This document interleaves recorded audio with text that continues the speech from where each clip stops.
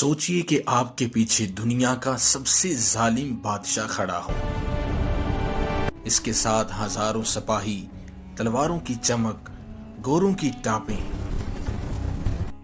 اور آپ کے سامنے ایک بے پناہ سمندر،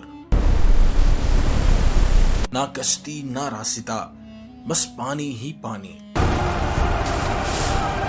بنی اسرائیل کے لوگ گھبرا چکے تھے۔ انہوں نے حضرت موسیٰ علیہ السلام سے کہا، اب تو ہم پکڑے جائیں گے۔ لیکن اس لمحے حضرت موسیٰ علیہ السلام نے صرف ایک جملہ کہا کہ ہرگز نہیں، بے شک میرا رب میرے ساتھ ہے، وہ ضرور راستہ نکالے گا۔ اور پھر ایک ایسا معجزہ ہوا جس نے تاریخ ہمیشہ کے لیے بدل دی۔ سمندر دو حصوں میں تقسیم ہو گیا اور اسی سمندر نے دنیا کے سب سے بڑے تکبر کرنے والے بادشاہ کو نگل لیا۔ بچاؤ! مجھے بیٹھتے ہیں!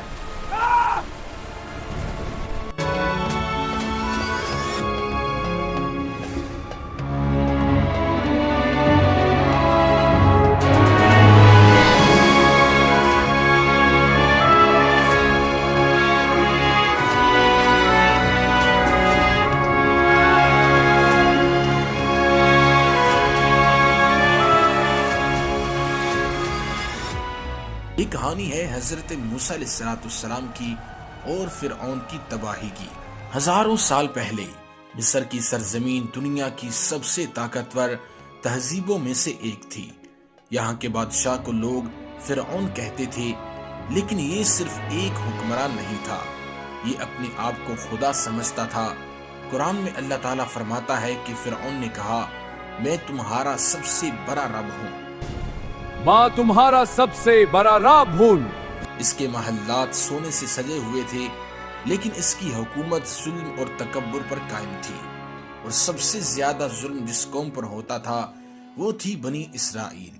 بنی اسرائیل قوم سے غلاموں کی طرح سخت کام کروایا جاتا تھا، ان کے بیٹوں کو قتل کر دیا جاتا تھا اور عورتوں کو زندہ چھوڑ دیا جاتا۔ یہ ظلم صرف چند سال نہیں، نسلوں تک جاری رہا۔ لیکن اللہ کا ایک قانون ہے، جب ظلم اپنی انتہا کو پہنچ جاتا ہے تو اللہ کا فیصلہ نازل ہو جاتا ہے۔ اسی ظلم کے زمانے میں ایک بچہ پیدا ہوا، یہ تھے حضرت موسیٰ علیہ السلام۔ اس وقت فرعون نے حکم دیا ہوا تھا، بنی اسرائیل کا ہر نیا پیدا ہونے والا لڑکا قتل کر دیا جائے۔ حضرت موسیٰ علیہ السلام کی والدہ گھبرا گئیں، لیکن پھر اللہ تعالیٰ نے ان کے دل میں ایک الہام ڈالا۔ قرآن کے مطابق اللہ تعالیٰ نے فرمایا، موسیٰ کی ماں کو وحی کی کہ اسے دودھ پلاؤ، اور جب خطرہ محسوس ہو تو اسے دریا میں ڈال دو۔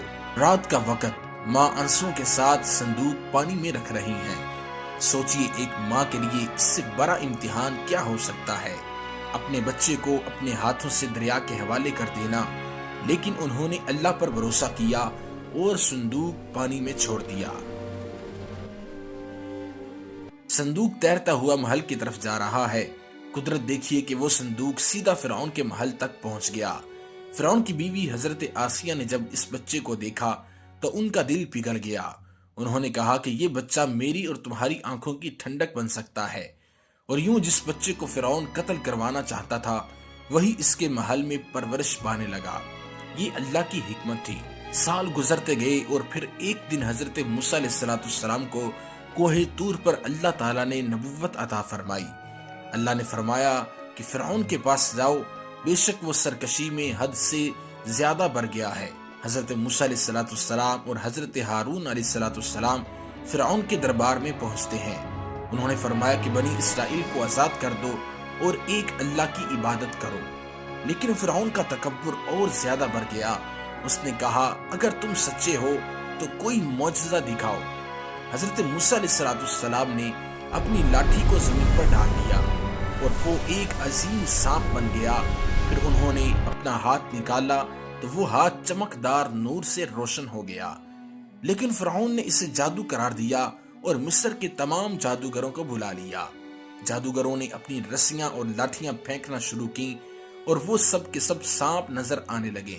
لیکن جب حضرت موسیٰ علیہ السلام کی لاٹھی زمین پر آئی تو اس نے سب سانپوں کو نگل لیا۔ جادوگر فوراً سمجھ گئے کہ یہ کوئی جادو نہیں بلکہ اللہ کا معجزہ ہے، اور وہ سارے کے سارے فوراً سجدے میں گر گئے۔ انہوں نے کہا کہ ہم موسیٰ اور ہارون کے رب پر ایمان لائے۔ بعد میں اللہ تعالیٰ نے حضرت موسیٰ علیہ السلام کو حکم دیا کہ اپنی قوم کو لے کر مصر سے نکل جائیں۔ جب وہ سمندر کے کنارے پہنچے تو پیچھے فرعون کی فوج تھی اور آگے سمندر۔ لوگ گھبرا گئے، لیکن حضرت موسیٰ علیہ السلام نے فرمایا، ہرگز نہیں، میرا رب میرے ساتھ ہے، وہ ضرور راستہ نکالے گا۔ اللہ کے حکم سے حضرت موسیٰ علیہ السلام نے اپنی لاٹھی سمندر پر مار دی۔ سمندر 2 حصوں میں تقسیم ہو گیا، درمیان میں خشک راستہ بن گیا۔ بنی اسرائیل اس راستے سے گزر گئے، لیکن جب فرعون اپنی فوج کے ساتھ اس راستے میں داخل ہوا تو سمندر دوبارہ مل گیا اور فرعون اپنی فوج سمیت وہیں پر ڈوب گیا۔ مرتے وقت اس نے یہ کہا کہ میں موسیٰ کے رب پر ایمان لاتا ہوں، لیکن اب بہت دیر ہو چکی تھی۔ اس واقعے میں ہمارے لیے بڑی نصیحت ہے کہ تکبر کا انجام ہمیشہ تباہی ہوتا ہے، اور دوسرا یہ کہ جو اللہ پر بھروسہ کرتا ہے وہ کبھی تنہا نہیں ہوتا۔ اور تیسرا سبق یہ ہے کہ صبر اور ایمان آخر کار کامیابی دلاتے ہیں۔ دوستو، ہزاروں سال گزر گئے، سمندر کی لہریں آج بھی ویسی ہی ہیں، لیکن فرعون کا تخت، اس کا غرور، اس کی طاقت سب مٹی میں مل چکے ہیں، اور حضرت موسیٰ علیہ السلام کا نام آج بھی عزت اور احترام کے ساتھ لیا جاتا ہے۔